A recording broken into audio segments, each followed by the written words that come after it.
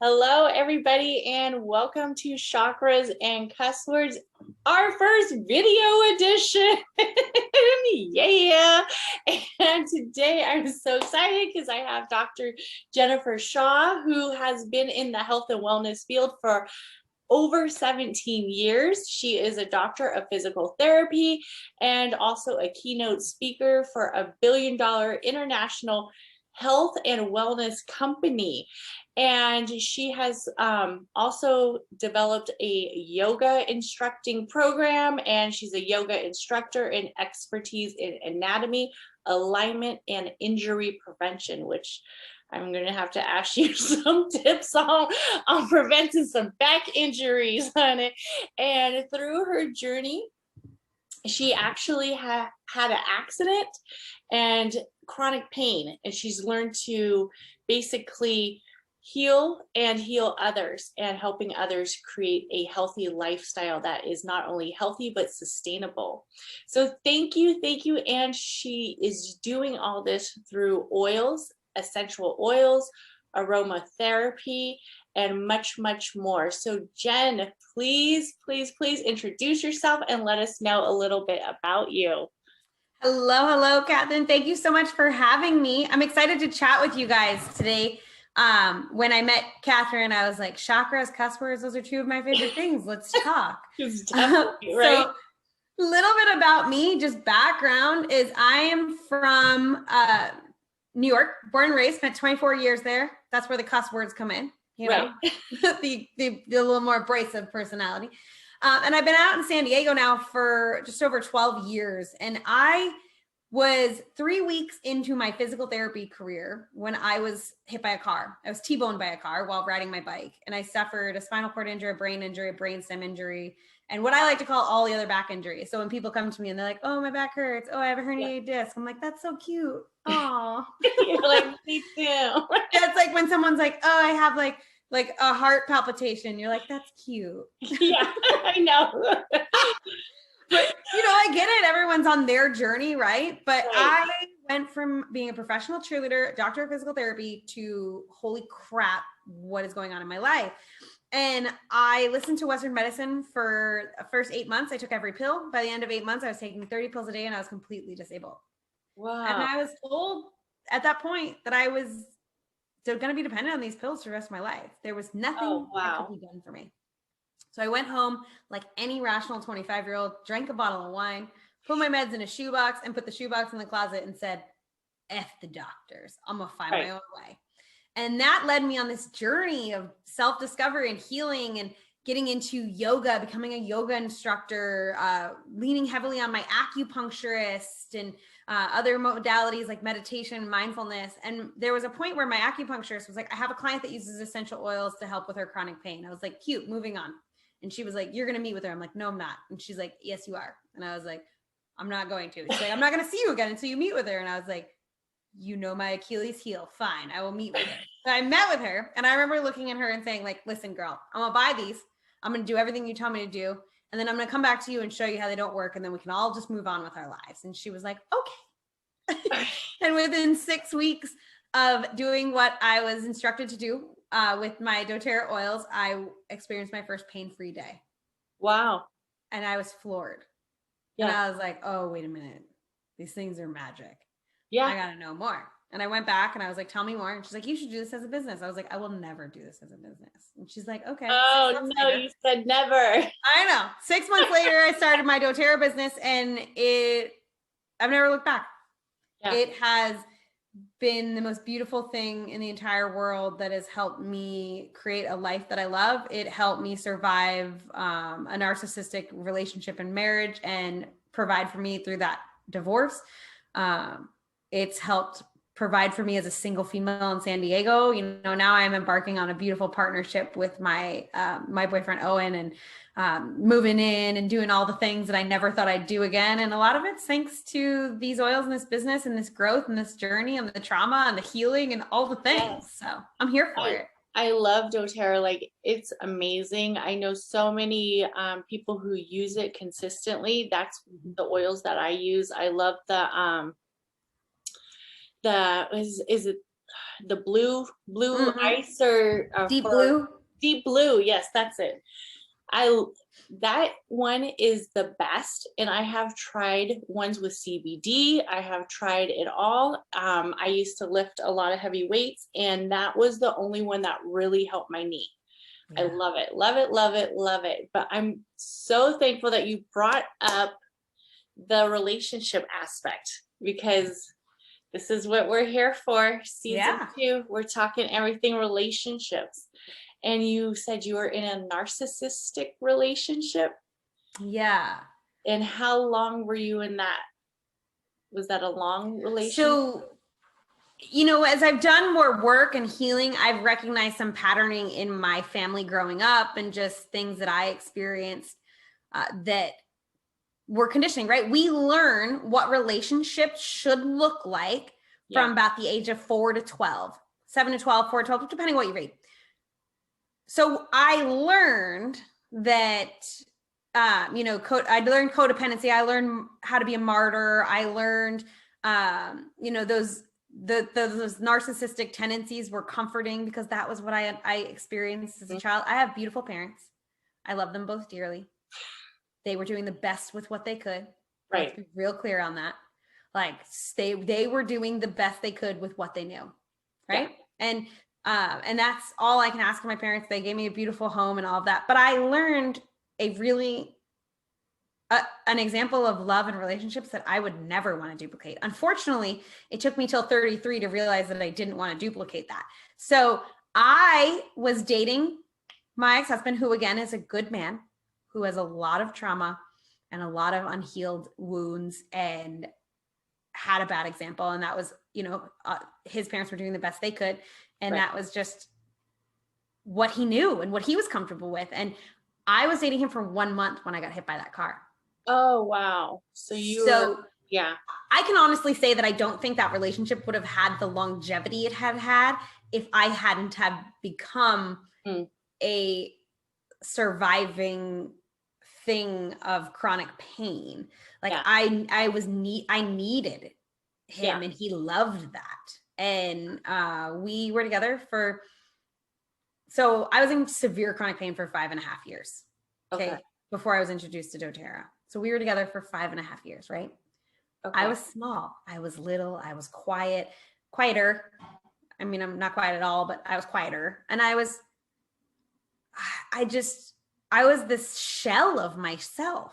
And he fell in love with that version of me. Now here I am, 25 years in my life when I meet him, 30 years into my life when I'm in 5 years of chronic pain, and I'm starting to feel better. So a 5-year chunk of my whole life was the small version. I hated it. I wanted to be big. I wanted to be me again. As I started to heal, I remember talking to friends from home and they're like, you sound like yourself again. Jen's back. Oh my God. I'm like, I am back. The girl is back. Right? But to him, I was changing. I was different. So when I look back objectively, I'm like, oh, he thought he was losing me.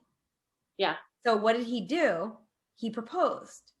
And I'm like, oh, we've been together for 6.5 years. Like, that's what we're supposed to do. This is the box to check next. I was a real good box checker for the first 30 years of my life. I suck at it now. I take your boxes and shove them up your ass. But now you try to get me to check a box. And I'm like, I'll show you all the reasons you should never check that box. Right. But I was like, yeah. And I loved him. I always will love him. Yeah. And I was like, yeah, let's get married. And there was things in that engagement that I was like, oh, fuck, what am I doing? And I ignored the yellow flags. I ignored the red flags. I ignored the blaring sirens. I was like, no, we're fine. This is it. It'll be good. It'll be good once we get married. Like, don't look this way. And I got married. Yeah. And I remember coming home from our honeymoon and realizing that I was now owned. And it was like you're like automatically when you got married, you felt that sense like I'm now a possession, like I'm owned. He owns me. Yeah. And it was interesting. We came home, so we eloped and had like 21 days in Hawaii. And we came home, and his family called him and gave him two very disturbing facts of information. Like, so he went from here to like, whew, Oh, okay. in an instant. Oh. And in that moment, I realized what I had just done. I realized that I was in trouble. And it was then evolved to things like, you know, I look back now and I'm like, fuck, I let him chip away. And I remember there was this time frame in my life where I was like, I don't understand how women stay in abusive relationships. How do they do that? What's wrong with them? Why don't they just leave? Yo, if you've ever said that, shut your mouth and like take it back now. Like, yeah. You don't, because you're in that relationship, and I'm a strong-willed, driven ass person. And I looked back and was like, holy shit. Yeah. I didn't even know. Like that was inch by inch, centimeter by centimeter, maybe foot by foot, but barely. I mean, it was like, it just crept up. And then when that happened, it became, that's not what my wife wears. That's not what my wife says. My wife doesn't talk about that. Like I wasn't allowed to talk about my story with my accident. Nobody wanted to hear about that. Wow. Yeah. So it took away, I don't want to say, so the relationship took away the sense of who you were in some way. Yeah, it was me trying to be who would make him happy, because that would keep peace in the home. But what I've learned is nothing was going to ever make him happy. Right. Right. And yeah. And I look back now and I'm like, you spent so long trying to make him happy. And now one of my favorite sayings is, think about how hard it is to change yourself and recognize how impossible it is to change somebody else. I was never going to be the thing that brought him joy. He still to this day, 3 years later, thinks I'm the thing that could solve his problems. Right. But no one can solve your problems. You can do your healing. You can come to Jesus and have those ahas and say, oh shit, I have made some mistakes and I'm going to make some amends and I'm going to heal my ass. Like that's what I'm going to do. But yeah, we were together for a year and a half, married. Okay. And I kept growing in my business. I kept growing in myself. God, I look back now and I'm like, oh my God, I would be so much further in business if I hadn't like, and then I'm like, that's stupid. Don't worry about it. You learn so much, right? Like I've gained so much knowledge from that. And I did accomplish a ton considering the thumb I was under, right? And I remember this is kind of a pivotal point. I was working a physical therapy job 4 days a week, 8 hours a day. I was seeing home health patients. And I was running my doTERRA business. Wow. Okay. You're busy. And yeah, I was in survival mode. Right. Right. On top of that, I was paying 90% of bills. Oh. I was doing all the cooking, all the cleaning, all the grocery shopping. This is kind of like a very funny thing that some people in my life will understand. I was the one that got the water. Like we don't drink the tap water in San Diego. Like I did it all. Yeah. Right. It still was never enough, but I did it all, right? So then I left the school district and the side PT job, and I was at a point where my business was paying my bills and I was all in, okay? I was all in. I was going for it. And I went to him and I said, he's like, you're very stressed. What's up? And I was like, I need help. I do blah, blah, blah, blah, blah, blah, blah. Can you take one thing off my plate? And he looked at me and he said, I don't understand. When you worked full-time and ran your business, you had no problem doing it all. Why is it a problem now? You're like, now it's catching up with me. I was floored. And I remember like a couple months after that statement, I brought that back up. He's like, I would have never said that. And I was like, oh yeah, I'm the crazy one. That's right. I make things up. Got it. Understood. And it was this really hard moment for me where I was like, he doesn't even want to help me. Yeah. Like he doesn't care about my well-being. Not that he doesn't actually care about my well-being, but he doesn't know how to care about my well-being. Like he did not have the tool set to do it. And I remember looking at him and just like shaking my head, moving on. And then we'd had conversations of like, you know, we need to change things. I'm not happy. You hurt my feelings. All of them, you know, pushed under the rug. They never happened. I never brought these things up. Whatever. I did. I even left for a weekend and was like, we need to talk. I need some space. I need to clear my mind. I need to come back and we need to talk. And then when I came back, he pretended everything was fine. And then 2 weeks later, it was like, you just left for a weekend, then you come back and you pretend everything's fine. I'm like, you pretended everything was fine? Like, I don't know what to do here. It was exhausting. And then finally, I left. So when you first, like when you were first after you asked him for the help and you realized like, this is a lot, I'm not getting the mutual respect, I'm not getting the mutual work towards the relationship back because I'm doing all these things and I'm not getting any help. Did you realize he was narcissistic, or did you think he was just an asshole? Oh, good question. I didn't know he was a narcissist until we were in marriage and couples therapy and after I left him. Oh, okay.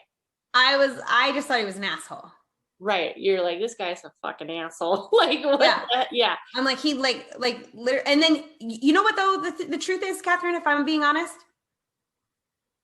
at that time, I was so deep in the emotional abuse that I actually thought I was asking for too much. Okay. So you're like, I should be able to kind of get this stuff done. You rationalize it in your head. Yeah. Like something's missing with. I'm not good enough. Yeah. I'm not good. I mean, I'm getting told I'm not good enough over and over again. I'm going to start to believe it. Right. And that's what a lot of narcissists like to do. Make people feel like they're not good enough so they can continue to try to gain their worth in the eyes of the narcissist, which is never going to fucking happen. Ever. And I think a lot of women get into that mode and they might, some guys just might be fucking assholes, but an asshole will sometimes change his traits and become a better person and say, look, I'm being a fucking asshole. Like, I need to stop being a jerk and I can help my wife out and I can do these things. Yeah. My husband has a shirt that says, I'm the best asshole husband you'll ever meet. That's so funny. Because there's times he can have his asshole moments, but he also looks back at it and say, okay, let me help her out with this or, whatever. Yeah. But the thing is with the narcissist that I think a lot of women don't understand is they're not going to change no matter what you do, no matter how much pleading, no matter how much therapy. It's not. But they will always leave just enough of a breadcrumb. They know.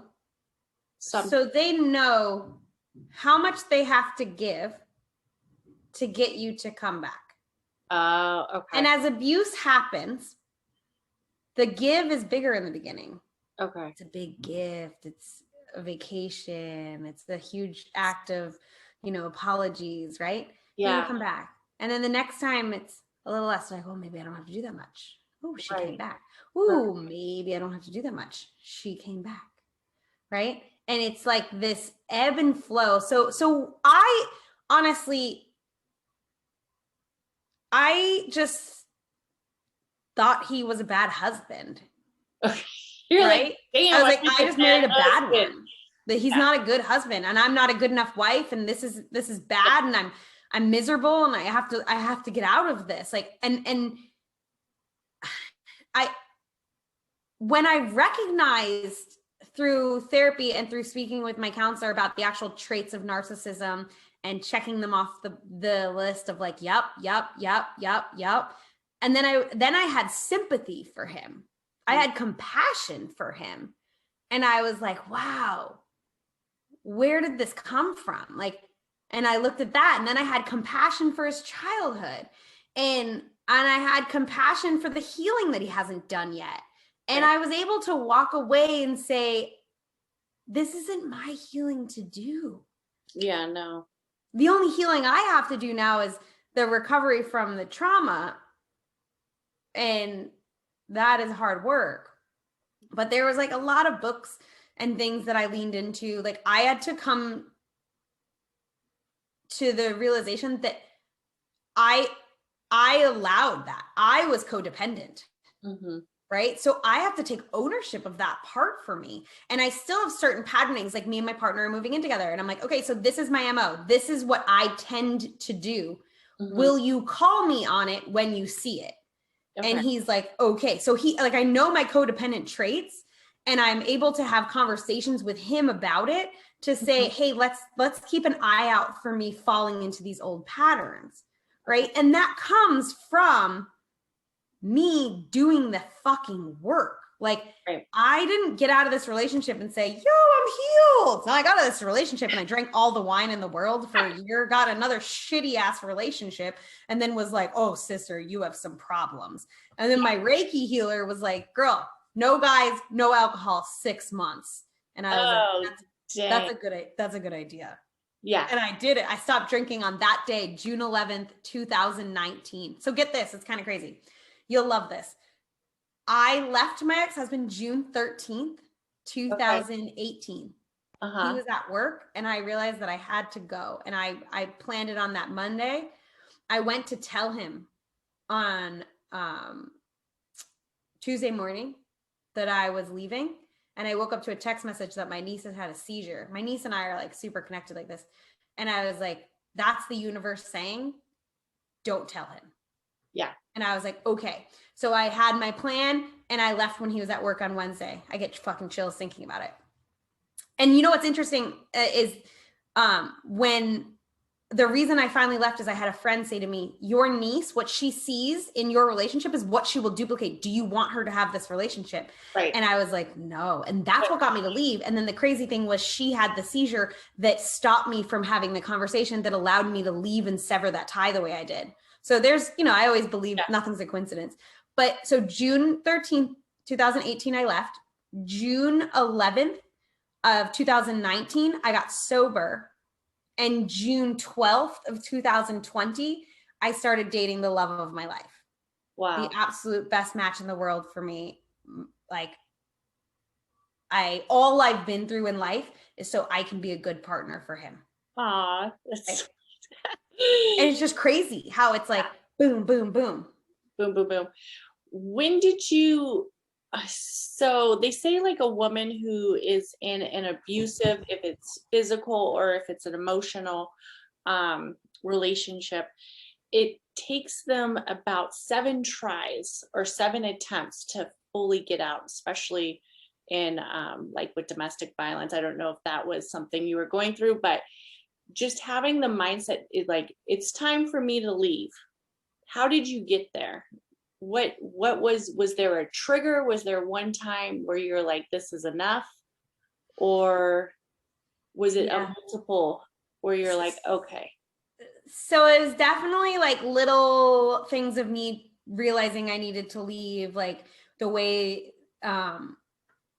it was never physical abuse. It was only emotional abuse. And now I should take the word only out because so those of you guys listening that are in an emotionally abusive marriage or relationship, this doesn't have to be with just your significant other. This could be with your parents, your siblings, coworkers, anything.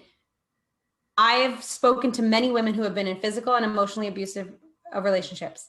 They all say physical heals, emotion doesn't. Like emotion takes the hardest work. So if you are sitting there saying, but he doesn't give me a black eye, guys, that's worse. Yeah. It's worse because it's all in your head. So emotional abuse is crazy. And it took me a lot to recognize like that was domestic violence. That was like a really unhealthy place. Right. And there was that weekend that I left and there was, the decision I made when my friend said that to me was about 2 weeks before I decided to leave him. And then we I had to teach something and we were all meeting at a friend's house and we were supposed to barbecue at the friend's house. I was working all day. I was going to be starving, but they were barbecuing. So I was like, I'll just get there and I'll eat barbecue. Well, then I get there and no one's there and they had all gone out to eat. And it was this stupid thing that was like, you knew I was hungry. Why didn't you just ask me if you could pick me up food? But it comes down to like, literally, like he didn't know how to care about my well-being. So he didn't ask me that. So then like I called in food and it happened to be that I was like, you know what, where you guys ate actually sounds the best. And looking back, I'm probably like, that was kind of like a little middle finger, fuck you. I was like, I'm gonna pick up fucking takeout from where you guys ate. So I went and picked myself up takeout and my friend had come in and goes, are you eating from so-and-so? And I was like, yeah, I got takeout. And he's like, why didn't we get you takeout? And I was like, that's a great question. And he's like, what do you mean? I was like, well, I understood you guys were barbecuing here and then I got here and then no one was here. And my husband chose to not tell me any of these things. And now I had to go pick up myself takeout and now I brought it back here to get myself food. And the situation makes as little sense to me as it does to you. And he was like, he just looked at me and he put his hand on me and he's like, I'm really sorry, Jen. Yeah. Like he could just see how hurt I was over it. It was like a stupid thing. So that night we went home. My husband had been drinking. I was the one that drove. And this was like the vessel of abuse was the car. The doors closed and it was like, shoot. Right. And all of a sudden the face that he had on at the party was gone. It was straight faced. It was, what did I do wrong? What am I going to get in trouble for? I can't tell you the things I got in trouble for on the way home from family get-togethers and gatherings, holding babies wrong, helping too much, not helping enough, eating too much, not eating enough, drinking too much, not drinking, having too much fun, not having fun. Like you name it, I got in trouble for it. No matter what you did. And it was always the car closed and it was like, shoot. And I was like, oh, here we fucking go. That like 15 minutes home was like the worst. So we get home and I was pissed at this whole thing. I'm like, just pissed, like his lack of care for me. And I said to him, I need to get something off my chest or I'm not gonna be able to sleep. Mm-hmm. And he was like, okay.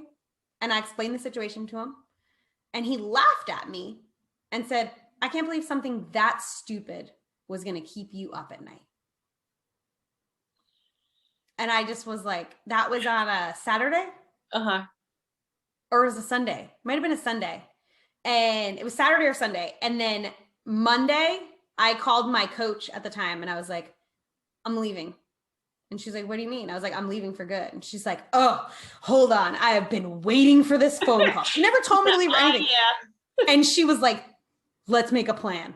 And I was like, let's make a plan. And then she's like, you need to call these people, this is what you need to do, da, da, da, da, da, da. And she helped me create a plan. And then I was going to tell him on Tuesday that I was leaving. That happened with the seizure. And then I left on Wednesday. But then a month after no contact, I agreed to meet with him one time. So we met in the park and he's like, so that's it, we're done. And I was like, yeah, what are you offering? Like, what do you mean? What do you think? I'm just going to come home? And he was like, would you go to counseling with me? And I was like, yeah, I've been with you for 9 years. I'll go to counseling. And then we went to counseling and I oscillated a little bit there because in the beginning of counseling, he tried just enough to get me to think he was trying. Okay. And then I caught on and was like, oh shit, he's not. But my counselor was good. And she called me in by myself and asked me a lot of questions and kind of asked me like a checklist of questions, was like, da, da, da, da, da, da, da, and stated to me, the way you describe him makes him sound like a diagnosable narcissist. And I was like, wait, give me the list. And we went through and I was like, oh shit. You're like, let me see this list. And we did, we went over it and then I remember looking at her and my ex-husband was a big man. He was 6'4", I'm 4'11". So just huge difference in size. Yeah, right? different. Yeah. So when you're looking at that in terms of safety for a female, that's scary, right? And I remember saying to her, okay, I'm going to leave. I'm done. Like, I'm going to go get the rest of my stuff out of the house. And she just scooted forward on her chair with like this serious look in her eyes and was like, you will never go back to that house again. Do you understand me? And I was like, yeah. She goes, unless you are escorted by a sheriff, you will not go in that home. Do you promise me? And I was like, okay, I promise. And I got like tears in my eyes thinking about it. I'm like all these chills. And I just realized how serious it was. Yeah, definitely. I think so. when you started to see the list or the traits that she brought up, and when you're in the relationship, you know, you said you thought he was an asshole and not necessarily a narcissist. Yeah. What were the 3 ones that really stuck out to you the most? So when I really think about the traits that were like the biggest, because I thought of narcissist as like showboaty, big, like, and he's a victim narcissist. So woe is me, everything's happening against me, the world's against me, right? Yeah. So I didn't realize that there are different kinds of narcissism. And what really hit home for me was the way the ability of a narcissist to get you to question your own beliefs. So the way it's described that they will skew what you do and say to a point where you question reality was the one that I was like, I just remember being like, so I'm not crazy. Like, these things did happen. Like, these conversations did happen. Like, I'm not the one losing my mind here. Right. And that, like, that gaslighting part was like the biggest one that I was like, oh my God. Like, and I started to see the patternings and I was like, yeah. His narcissist, I actually did a interview with 2 women who were talking about how they worked for a narcissist. Oh yeah. And, you know, it's like perfect leader or narcissist. You know, it's very almost like a fine line, because some of the traits that the narcissist has is what people are attracted to: the confidence, the leadership skills. And then when you actually see who they are, you see that this isn't healthy. This is not a leader. So the gaslighting is huge. And that's one of the things that they said as well, that they felt almost like, am I fucking going crazy here? They will lie and make you think that you almost like heard something, you know, like they will just totally lie to your face and make you feel like you're crazy. Yeah. And the other thing that goes along with that was a huge one for me that I think a lot of people in these relationships will understand is the Jekyll and Hyde. The narcissists act different in public than in private.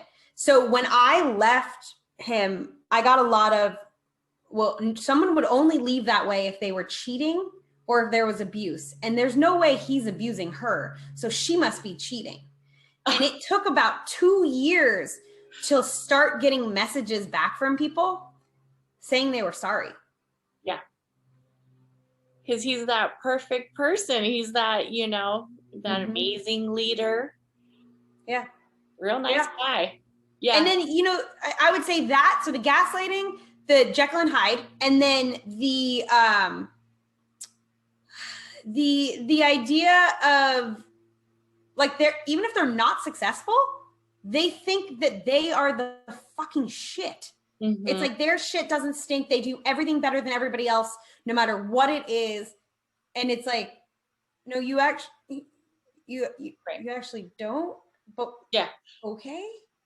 Like, and they like believe they're like the best partner ever, the best employee ever, the best boss ever, the best like everything. Like those are the ones that kind of like pop out to me that I was like, who? The whole, you can't get anybody better than me type, you know. Yeah. Lack of sympathy, lack of empathy. Those were big ones. Like, yeah, I just started to go down the list and it was like, I think it's 13 points on the narcissism checklist for diagnosing. And I remember there being like 2, maybe 3 that weren't. And I was like, whew, okay. Yeah. So when you finally left the relationship, was he okay with it, or did he have a very hard time accepting it? June will be 3 years. I still am contacted. He tells me that I can come home at any point. Oh, okay. Even though you've moved on, he's still. Wow. And that's where my heart hurts. Right. For him, for his family, yeah, for the relationships he's ruined since I've left. Like, yeah. My heart hurts. I want him to be happy. I want him to be able to move on. But I also look at the last 3 years and the healing I've done, the time, the energy, the money, the tears I've invested. Like, I'm sober now 2 years, and the realization for me with the sobriety was that, like, I was just masking emotions. Oh yeah. Yeah. Like, that's all alcohol was to me. Yeah. And I was not the, like, crack a beer at 6 a.m. alcoholic. I was the, it's socially acceptable to drink 1 to 4 glasses of wine every single night alcoholic. Yeah. Like, might be socially acceptable, but not to my liver or my brain or my emotions or my soul. Right. Or my chakras or my anything. Right. Definitely. It's not, a lot of people think that, well, it's okay with society to come home and, drink every day, but what are we drinking for? Yeah. What are you numbing? What are you numbing out? So definitely. So I look at, like, all the healing I've done. It's like, I'll say, like, this partnership I have is the greatest relationship could have ever imagined. And the first 3 months were hard. It was trauma response after trauma response after trigger. Like, we had to, like, show up. And both of us, we both came from relationships with people with high conflict personality disorders. And we both had to show up and figure out how to be there for ourselves, be there for each other. I will say now, a year into that relationship, it's the easiest relationship I've ever been in, but it's because we don't shy away from any hard conversation. And before we have it, we say we love each other and I'm not going anywhere. Like, I'm here. Yeah. Like, nothing's changing that. We need to talk about this. Yeah. Definitely establish that. When you started your healing process, what did it look like? What were give me 3 fundamentals that you used for it? Cut alcohol. Okay. That's a good one. And read The Body Keeps the Score. It's a huge one. And surround yourself with people who are willing and able to talk about the hard stuff. Definitely. And I think, like, so many of us are scared. Like, they say, I don't want to be, like, trauma dumping, or I don't want to, like, open up all my wounds to others because I don't want them up. But you have to open them up. And open all of them. And there's going to be people who are able to take in that energy and receive it and then let it back out.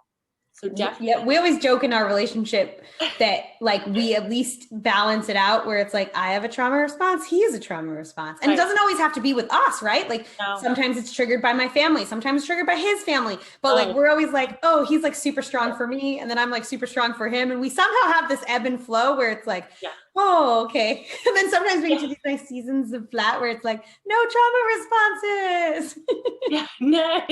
They're all gone. Go away. Yeah. Well, thank you so much for tuning in and showing up for Chakras and Cuss Words. And please let everybody know where to find you. Totally. Yeah. This is a fun conversation. One that we need to have more of, right?